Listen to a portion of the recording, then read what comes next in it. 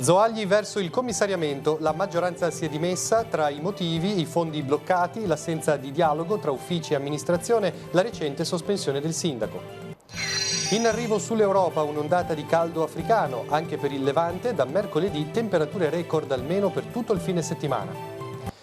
Non abituiamoci all'Eucarestia e l'invito del Papa nella solennità del Corpus Domini. Francesco ha presieduto la processione nel quartiere periferico di Casalbertone. La parrocchia di San Giovanni Battista a Chiavari festeggia il santo titolare. Il tema delle celebrazioni è una frase di Papa Francesco: la misericordia è l'architrave della nostra Chiesa. Grande successo di partecipazione per la mezza maratona di Chiavari, con oltre 1200 podisti impegnati nelle varie distanze. Vincono il keniano Kiplagat Kurgat e tra le donne Karin Angotti. Buonasera a tutti, bentornati a Tiguglio oggi. Il terremoto politico a Zoagli in apertura. Si sono dimessi infatti 5 esponenti della maggioranza e il consigliere Angelo Sacco. Venuto meno il numero legale, il consiglio comunale di fatto non c'è più. Per il via libera della prefettura bisognerà attendere domani, perché a Genova oggi gli uffici erano chiusi per la festa patronale. Tuttavia si va verso il commissariamento e intanto questa sera non ci sarà il consiglio comunale previsto. I dettagli nel primo servizio. Un comune con un sindaco sospeso, l'assenza di dialogo tra uffici e amministrazione, l'impossibilità ad utilizzare i fondi perché bloccati. Sono alcuni dei motivi che a Zoagli hanno portato alle dimissioni del vice sindaco Carlo Cassani, dell'assessore Massimiliano Amantini e dei consiglieri Giordano, Marchi e Galli. Per far cadere il consiglio mancava ancora una persona, così in un secondo momento sono arrivate anche le dimissioni di Angelo Sacco, una decisione spiega per accelerare i tempi, considerata anche la situazione ormai allo sbando. La notizia, diffusa dalla lista di minoranza Uniti per Zoagli sulla propria pagina Facebook, è stata confermata dai diretti interessati. Cassani, stamattina in comune per verificare insieme al segretario generale che la documentazione fosse in regola, ha spiegato che la decisione di porre fine al mandato è stata presa senza aver consultato il sindaco Rocca e, aggiunge, presa con il cuore spezzato. Tuttavia, considerata l'impossibilità di utilizzare i fondi e con una situazione finanziaria complicata, oggi nelle mani di un commissario ad acta, chiamato all'approvazione del rendiconto 2018, la scelta di chiudere il percorso legislativo è parsa quella migliore. Il gruppo d'opposizione Uniti per Zoagli commenta: chi di spada ferisce e di spada perisce. Rocca ha fondato prima Kerchi, poi Nickel e adesso si sono buttati tutti dalla torre. Il punto è che, si legge ancora, con i debiti pesanti che hanno fatto non vogliono essere loro ad aumentare le tasse, ritengono sia meglio che lo faccia il commissario, così loro sono l'indi e la colpa del debito è degli uffici. Conclude poi: noi avevamo teso loro la mano per aiutarli, ma loro non si sono neanche fatti sentire. Su questo replica seccato Cassani: l'obiettivo della minoranza non era quello di aiutare, dice, ma di affondare Franco Rocca in ogni occasione e ad ogni consiglio. Ora il comune andrà al voto nel 2020. Quest'ultimo anno sarà affidato alla guida di un commissario nominato dalla prefettura.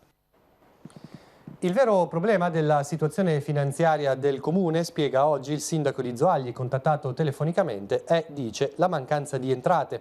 Franco Rocca replica così alle critiche di aver prodotto dei debiti. Non solo non abbiamo speso di più, dice, ma abbiamo realizzato un risparmio di 220.000 euro. Piuttosto, sottolinea, ci sono svariate centinaia di migliaia di euro mai entrate nelle casse del comune. Ad esempio 84.000 euro di ICI mai pagata, 300.000 euro di IMU non versata, 15.000 euro di affitti non pervenuti, numerose anche le multe non saldate. Dopo una verifica negli uffici, dai quali sono emersi questi numeri, il sindaco dunque si chiede come mai i funzionari comunali non hanno svolto il proprio lavoro. Sulla questione Franco Rocca sta lavorando ad una relazione che verrà diffusa a breve. Sopralluogo lungo il corso del torrente San Siro, siamo a Santa Margherita Ligure, lo ha effettuato questa mattina il vice sindaco Emanuele Cozio insieme ai responsabili della ditta incaricata dell'intervento. È in corso infatti da una settimana il secondo lotto dei lavori di prelevamento di pietre dalla foce per rendere libero lo scorrimento delle acque. Un intervento iniziato in primavera che ora prosegue approfittando delle condizioni favorevoli del mare. La prossima settimana il materiale lapideo sarà prelevato da Piazza Vittorio Veneto attraverso le griglie di ispezione in modo da ridurre i disagi per lo svolgimento dei lavori in superficie. E si preannuncia una settimana difficile dal punto di vista del meteo, infatti è previsto l'arrivo di un'ondata di caldo africano che porterà sull'Europa temperature record con punte vicine ai 40 gradi. Anche il Tiguglio non sarà risparmiato. Facciamo il punto con Daniele Laiosa, presidente di Limet. Da mercoledì si avrà un'escalation insomma, delle temperature. Al momento i valori in quota previsti dai modelli sono di tutto riguardo e ci sentiamo di dire che è possibile che vengano abbattuti alcuni record. Sicuramente per quanto riguarda il mese di giugno al nord-ovest come picco assoluto di caldo, soprattutto nelle giornate di giovedì 27 e venerdì 28. E di che temperature in valori stiamo parlando per questi giorni? Stiamo parlando di valori sicuramente sopra i 35 gradi di massima, seppur con tassi di umidità su valori medio-bassi, quindi stiamo parlando di caldo torrido, che è sinonimo di caldo asciutto. Attenzione a non confonderlo con il caldo afoso. L'umidità sarà poi destinata ad aumentare, ma nella seconda parte, insomma, di questa ondata di calore, quindi ci concentriamo soprattutto sulle giornate appunto del 26, 27, 28 e 29. Il picco assoluto dovrebbe registrarsi appunto attorno a giovedì e venerdì. È possibile che qualche località della Liguria, mi riferisco soprattutto all'estremo levante, quindi alle zone di Sarzana, insomma delle vallate interne spezzine, ma non è detto isolatamente anche il Tigullio, possano sperimentare valori vicini ai 40 gradi. Quando si uscirà da questa situazione di caldo africano? Ci sarà un ridimensionamento dopo il weekend, quindi a partire da domenica a lunedì. Purtroppo, come dire, ormai il danno è fatto, nel senso che le temperature superficiali del Mediterraneo raggiungeranno valori elevati, quindi in un certo senso il calore rimarrà un pochino intrappolato e fino all'intervento di perturbazioni significative, e sappiamo che nel mese di luglio non è cosa facile, ci sarà comunque uno strascico importante. Per la cronaca, i vigili del fuoco di Chiavari sono intervenuti questa mattina in appoggio ai colleghi di Brugnato per un incidente avvenuto poco prima di mezzogiorno in A12, poco prima di Deiva Marina, nella galleria Schiena di Sciona. Coinvolti più mezzi, di cui uno ribaltato più volte. I feriti, per fortuna tutti coscienti, sono stati portati al pronto soccorso dell'ospedale Sant'Andrea di La Spezia per accertamenti. La circolazione è tornata alla normalità intorno alle 13. E ora i temi religiosi. In occasione della solennità del Corpus Domini, Papa Francesco ha celebrato la messa sul sagrato della chiesa di Santa Maria Consolatrice a Casalbertone. L'Eucaristia ci trasmette la mentalità di Dio, ha detto, è antidoto contro amarezza, arroganza e indifferenza. Questa è la riflessione di Francesco, che dopo la lunga processione del Santissimo Sacramento tra le vie del quartiere ha impartito la benedizione. All'Angelus Francesco aveva invitato con forza a non abituarsi all'Eucaristia. Vediamo. La festa del Corpus Domini ci invita ogni anno a rinnovare lo stupore e la gioia per questo dono stupendo del Signore che è l'Eucaristia. Accogliamolo con gratitudine, non in modo passivo, abitudinario, ma non dobbiamo abituarci all'Eucaristia e andare a comunicarsi come per abitudine, no. Ogni volta che noi ci accostiamo all'altare per ricevere l'Eucaristia, dobbiamo rinnovare davvero il nostro Amen al corpo di Cristo. Quando il sacerdote ci dice il corpo di Cristo, noi diciamo Amen, ma che sia un Amen che venga dal cuore, convinti, è Gesù che mi ha salvato, è Gesù che viene a darmi la forza per vivere, è Gesù vivo, ma non abituarci. Ogni volta come se fosse la prima comunione. Voi stessi date loro da mangiare. Ciò che abbiamo porta frutto se lo diamo. Ecco cosa vuol dire Gesù.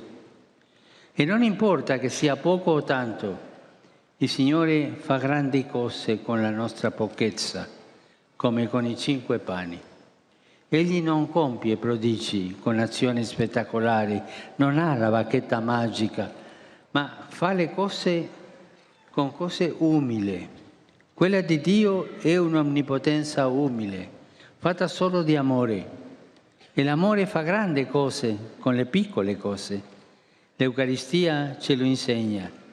Lì c'è Dio ranchiuso in un pezzetto di pane, semplice, essenziale, pane spezzato e condiviso.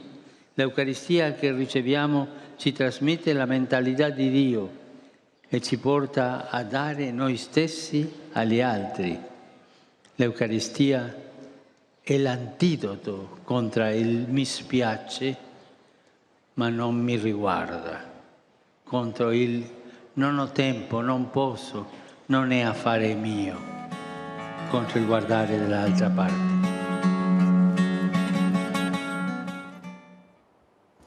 Oggi festa di San Giovanni Battista, celebrazioni in numerose parrocchie del nostro territorio. Ora andiamo a Chiavari, dove la parrocchia di San Giovanni Battista ha festeggiato il santo titolare. In particolar modo siamo stati alla messa di questa mattina, celebrata dal sacerdote novello Don Alessandro Cavallo. Sentiamo. Il nome Giovanni in ebraico significa Dio usa misericordia. Ed è proprio la misericordia il tema trainante dei festeggiamenti della natività del santo titolare nella parrocchia di San Giovanni Battista a Chiavari. Lo spiega il parroco Don Paolo Bacigalupo, citando anche la frase del Papa in cui dice che ciò che regge la Chiesa è proprio la misericordia. E riscoprire la misericordia, mi piace dire così, come una virtù politica, nel senso come un modo di stare dentro la storia, dentro le ferite della storia, dentro le contraddizioni, dentro i problemi di questo tempo. Un modo di stare dentro tutto questo, però non con l'atteggiamento della paura, non con l'atteggiamento della chiusura, del respingimento, ma con l'atteggiamento di chi sta aperto e con speranza. E in questo senso per noi ragionare, riflettere, riandare a questa parola ha significato riprendere in mano un tema importante che è il tema dell'accoglienza nei confronti del povero e soprattutto di quei poveri che oggi sono gli immigrati, che lasciano la loro terra, scappano da situazioni di violenza, di guerra, di povertà estrema, rischiano la loro vita e arrivano alle nostre terre. Ci piacerebbe che Misericordia ci ricordasse per esempio che lo slogan che purtroppo oggi si dice molto e che purtroppo si respira anche nelle nostre comunità parrocchiali e che dice così prima i nostri, ecco, questo non è evangelico, non ha niente a che vedere con una chiesa il cui architrave è la misericordia. Ci piacerebbe anche dire con forza che c'è una mentalità che rovescia i valori, che dice che salvare vite umane in mare è per esempio un reato, che accogliere è un reato. Qui c'è qualcosa, come dire, che non va, che non funziona, che sta cambiando il senso della giustizia, della legalità e il senso appunto dell'accoglienza e del vivere aperto verso il prossimo. È stata la piccola Marianne, nipote di Etturin di Prato, storico sacrestano, fuochista e campanaro di Cicagna, a tagliare il nastro per l'inaugurazione della restaurata casa parrocchiale, edificio al servizio della chiesa di Nostra Signora dei Miracoli e di tutte le parrocchie del vicariato della Val Fontana Buona. State vedendo le immagini realizzate questa mattina. Proprio qui risiedono infatti i sacerdoti in servizio nelle diverse comunità dei fedeli e qui è stato allestito un nuovo salone con tanto di impianto di proiezione per gli incontri e le riunioni. Al piano terra sono stati trasferiti i locali del centro d'ascolto Caritas, che quest'anno compie 10 anni di attività a servizio del territorio, dove ha prestato aiuto a quasi 900 persone. Ecco, vedete il momento della benedizione impartita dal vescovo diocesano Monsignor Alberto Tanasini. La festa per l'inaugurazione è coincisa naturalmente con la festa del patrono di Cicagna, San Giovanni Battista. Ad impartire la benedizione dei locali, appunto il vescovo, che ha voluto sottolineare come in questi spazi si porti avanti nel concreto un cammino di continuità e di fraternità condivisa. A fare gli onori di casa Don Mario Moltedo, parroco dal 2006 e che a settembre lascerà il posto a Don Marco Gattorna. L'auspicio da parte sua è che le opere parrocchiali siano una casa aperta, sempre più luogo di incontro e di condivisione di tutta la comunità fontanina. La festa a Cicagna prosegue questa sera con la solenne processione per le vie del borgo con l'arca di San Giovanni Battista. E inizia il tempo di preparazione alla festa patronale di Nostra Signora dell'Orto a Chiavari. Da domani, martedì 25 giugno, ogni giorno alle 6 del mattino le lodi e la messa celebrate dal prevosto della cattedrale, Monsignor Gian Lorenzo Borzini. Alle 18 la messa presieduta da uno dei canonici della cattedrale e ogni sera alle ore 21 la liturgia mariana animata da gruppi, associazioni e movimenti della diocesi di Chiavari. Domani prende il via anche la novena in preparazione alla festa di Nostra Signora di Montallegro. In particolar modo domani mattina alle 4:15 ci sarà la recita del Rosario, a seguire alle 5 del mattino la messa. Entrambi i momenti saranno trasmessi in diretta su Telepace 1 al canale 15. La sottosezione dell'Unità Alsi di Chiavari organizza l'annuale pellegrinaggio mariano a Lourdes nel periodo tra il 4 e il 9 di settembre in treno con partenza dal Tigullio. Si partirà dalla stazione di Chiavari nel primo pomeriggio di mercoledì 4 settembre, l'arrivo a Lourdes nella prima mattina di giovedì.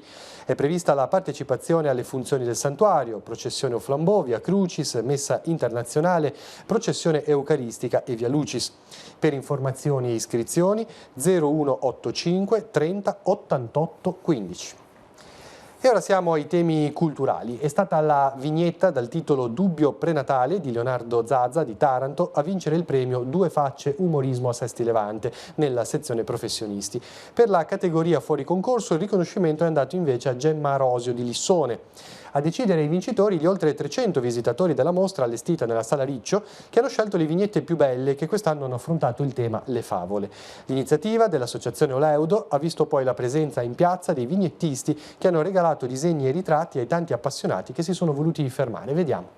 È una cosa bellissima perché si ha il contatto umano con le persone, di solito quando si lavora si è in ufficio e non si può gioire un attimo del sorriso magari del pubblico, della persona che riceve la vignetta. Dunque questa cosa della cosa personale è una delle situazioni più belle e più piacevoli che si possono trovare. Un vignettista che collabora con tante riviste, soprattutto nel campo dell'enigmistica, faccio vignette, giochi illustrati e per chi compra questo tipo di riviste può vedere le mie vignette, le mie strisce umoristiche. A me mi hanno chiamato qua come testimonial di questa bellissima manifestazione, io ho accolto l'invito e sono felice di essere qua a Sesti Levanti, tra l'altro non c'ero mai stato, quindi ne approfitterò pure per fare un po' il turista oggi.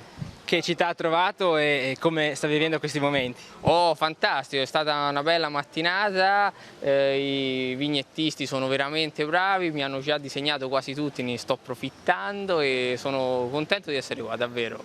Per quanto riguarda invece gli impegni televisivi, professionali, cosa aspetta nel futuro? Allora, dovrebbe esserci, non si sa ancora, ma dovrebbe esserci una prossima edizione di Avanti un altro, il gioco di Bonolis dove faccio l'atleta, e poi a Natale uscirò con Pinocchio di Matteo Garrone e ho avuto l'onore di lavorare con Roberto Benigni, che per me è stato un sogno. Perché questa iniziativa? Che senso ha? Cosa vuole portare in piazza? Beh, questa iniziativa perché dire un po' che non si può sempre essere seriosi, bisogna sapere anche prendersi in giro ogni tanto, credo che faccia bene. Prossimi appuntamenti per il Leudo? Bene, abbiamo tanti, adesso stoppiamo un attimo per la pausa estiva, poi ripartiamo il 3 agosto con la serata dedicata al grande regista Vito Molinari, proprio in questa piazza, con la presentazione dei suoi caroselli, le sue attività, 2000 trasmissioni, credo che sia una cosa importante, alle ore 21. Ora vediamo tutti gli appuntamenti in programma per la giornata di domani, sfogliamo insieme l'agenda di Telepace.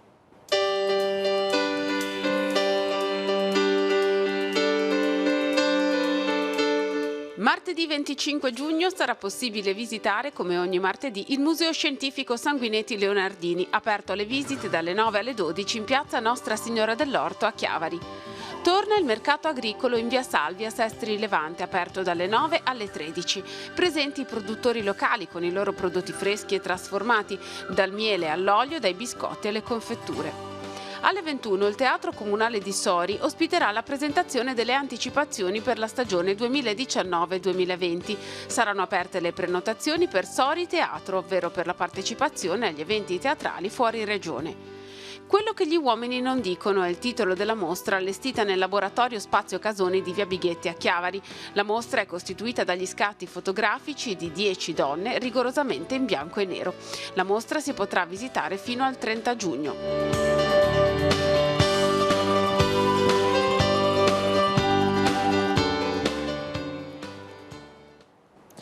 C'è un appuntamento importante domani per Genova, ma non solo, per tutta la Liguria. Andiamo sul sito dell'ANSA Ligure. Domani nasce il nuovo viadotto, questo è il titolo, a Genova prima gettata e arrivo della prima parte dell'impalcato. Dunque, prima gettata di cemento per il primo pilone e nasce così il nuovo viadotto sul Polcevera. Il 25 giugno sarà una data simbolo. Ad assistere a queste operazioni ci sarà il Ministro alle Infrastrutture Danilo Toninelli, che sarà ricevuto tra gli altri dal prefetto Fiammaspena e dal presidente di Per Genova Alberto Maestrini.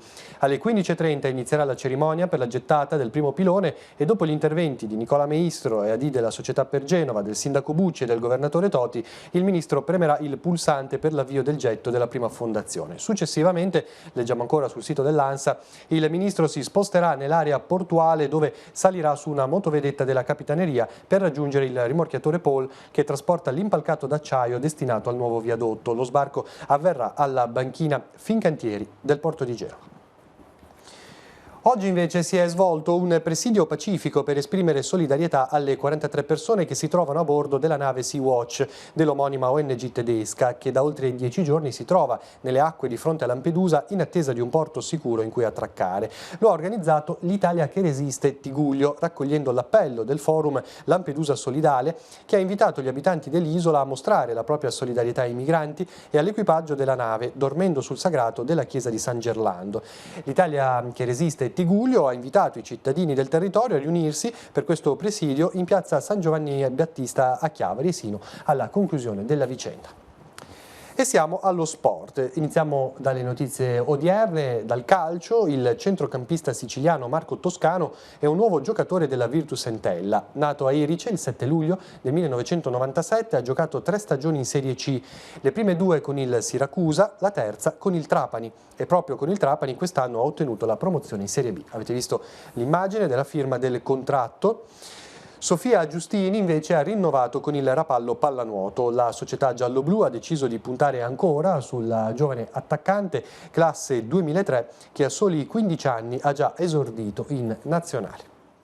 Pietro Figlioli, 35 anni, secondo miglior marcatore dell'ultimo campionato di pallanuoto maschile di Serie A1, è il nuovo acquisto della Prorecco. Il capitano del Settebello ha giocato in bianco-celeste per 9 anni, nel 2006-2007 e dal 2009 al 2017. Poi 2 stagioni in Lombardia, prima allo Sport Management e poi al Brescia, ora il ritorno a Recco. Nato a Rio de Janeiro, ma di chiare origini italiane, Figlioli è arrivato in Italia a 20 anni grazie alla Chiavari Nuoto dove ha giocato per 2 stagioni. Nella seconda metà di luglio sarà impegnato con la nazionale nel mondiale di pallanuoto in programma in Corea. E ora facciamo un passo indietro, andiamo a sabato sera quando si è svolta la 5ª edizione della mezza maratona di Chiavari, gara podistica di circa 21 km che si è svolta nel centro città. Grande successo di partecipanti con oltre 1200 persone tra mezza maratona, 7 km, staffetta e family run, il servizio.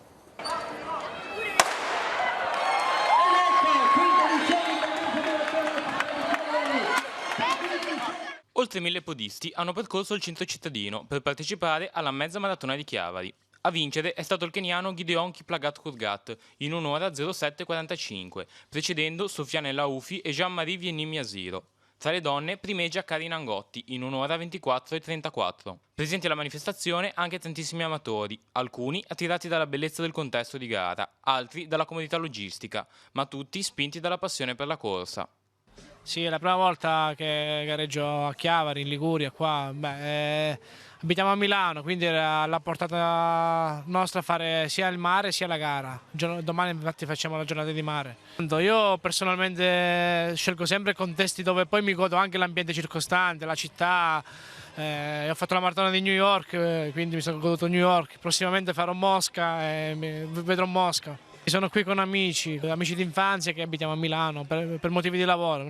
Si sente che non siamo milanesi. Come mai la scelta di venire a gareggiare a Chiavari? Prima di tutto perché è vicino a casa, io vengo da Spezia e poi in questo periodo qua, a quest'ora di sera, mi sa che è l'unica mezza maratona che c'è, quindi bene così. Oggi sono qua a Chiavari perché mi piace questa gara, organizzano bene, più diciamo una gara famosa di Liguria, mi piace. Questo percorso bellissimo, corriamo sotto spiaggia qua. E ora parliamo della gara che ha inaugurato la 60ª edizione del Palio Marinaro del Tigullio, che si è svolta a Rapallo di fronte al lungomare Vittorio Veneto. Fra i gozzi in legno da 22 palmi la vittoria è andata al Sestri Levante. L'equipaggio si è imposto su San Michele di Pagana, giunta a seconda, e poi di seguito Chiavari, Lavagna e infine Rapallo. Sugli scafi nazionali in vetroresina, che anche quest'anno vedono la partecipazione di equipaggi provenienti da fuori regione, nella categoria Seniores si è imposta Santa Margherita Ligure. Tra gli Juniores primo San Michele di Pagana. Per la categoria femminile vittoria di Santa Margherita. Tra i master ha vinto il Circolo Pescatori Dilettanti di Rapallo. I prossimi appuntamenti con il Palio saranno domenica 30 giugno e domenica 7 luglio a Sestri Levante, mentre il 21 luglio a Chiavari è prevista la chiusura con la finale dei gozzi in legno e la rievocazione storica. La cerimonia di inaugurazione e la prima gara saranno proposte martedì 25 giugno, domani, alle 20:50 su Telepace 2 al canale 85 e domenica 30 giugno alle 20:40 su Telepace 3 al canale 115.